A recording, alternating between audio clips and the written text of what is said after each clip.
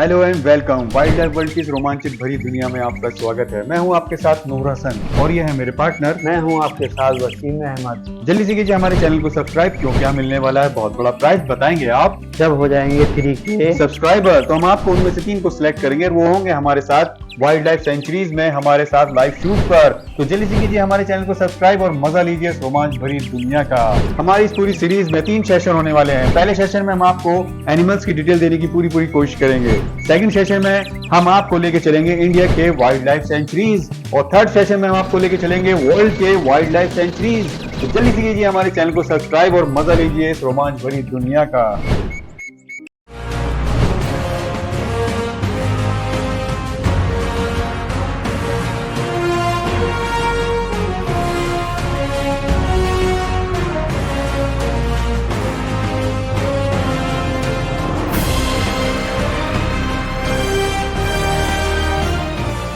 कस्तूरी बैल ओविबोज मॉस्चेटस Musk aux उत्तरी ध्रुवीय प्रदेशों में पाया जाने वाला स्तनधारी प्राणी है।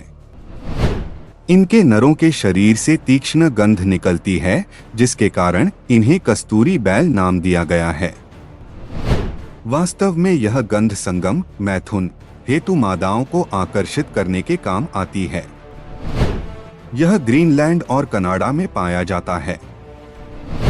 यह गय या बेल की प्रजाति से नहीं है, यह भेड़ और बकरी के करीब माने जाते हैं। यह उनकी प्रजाति के हैं। यह हेम युग में जीवित रहे क्योंकि इनके शरीर पर जो बाल होते हैं वह सबसे गर्म फाइबर के होते हैं, जो इनको सर्दी से बचाते हैं।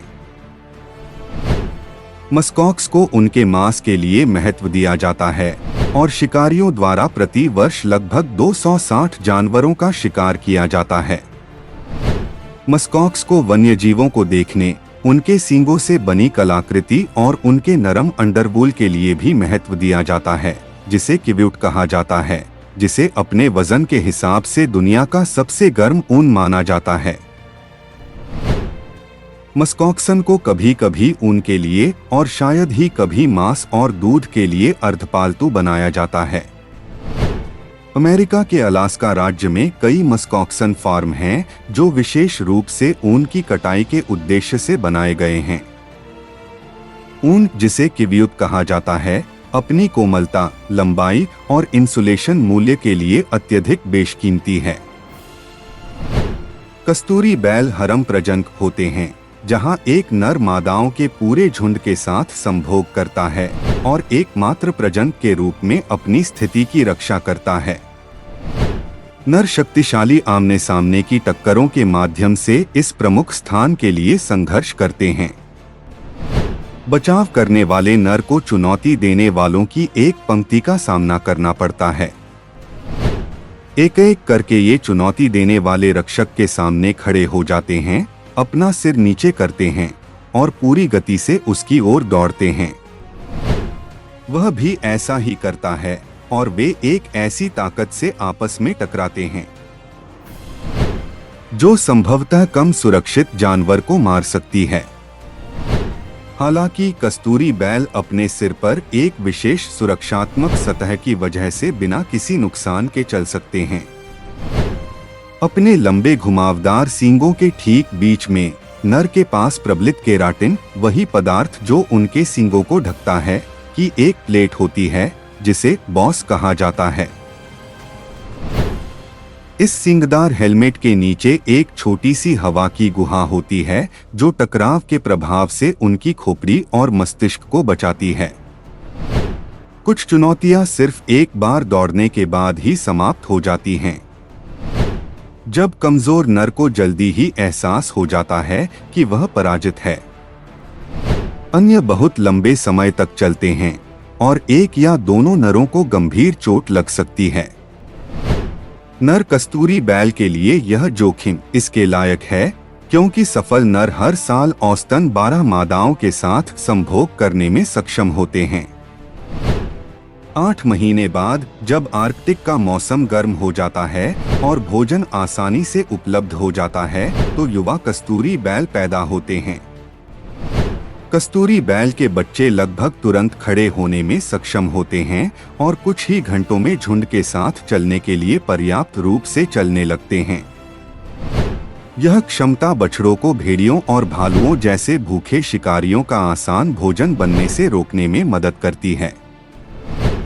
जब तक बछड़े आसपास होते हैं, कस्तूरी बैल के झुंड के पास बहुत प्रभावी सुरक्षा रणनीति होती है।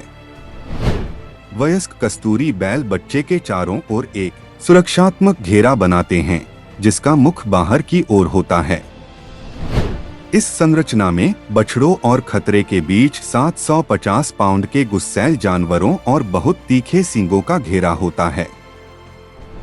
कस्तूरी बैल पिछले हिमेग से ही मौजूद हैं और ठंडे आर्कटिक परिदृश्यों की चुनौतियों के लिए पूरी तरह से अनुकूलित हैं।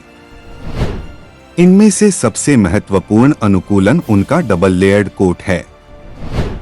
निचली परत मोटी इंसुलेशन प्रदान करती है, जबकि ऊपरी परत तारदार होती है और बर्फ और नमी के अन्य स्रोतों को बहाने में मदद करती है। साथ में ये परतें जानवरों को सबसे कठोर सर्दियों में भी गर्म और सूखा रखती हैं। अंतर्राष्ट्रीय संरक्षण प्रयासों ने इस प्रजाति को विलुप्त होने के कगार से सफलतापूर्वक वापस लाया है, जिसमें अलास्का में उन्हें फिर से लाने के कार्यक्रम भी शामिल हैं। हालांकि आज कस्तूरी बैल नई चुनौतियों का सामना कर रहा है। आर्कटिक के तापमान में वृद्धि के साथ बदलते मौसम पैटर्न उनके भोजन स्रोतों को खतरे में डाल रहे हैं और इस कठोर पारिस्थितिकी तंत्र में जीवन को और भी कठिन बना रहे हैं। लेकिन आप इस अनूठी आर्कटिक प्रजाति के भविष्य की रक्षा में मदद कर सकते हैं।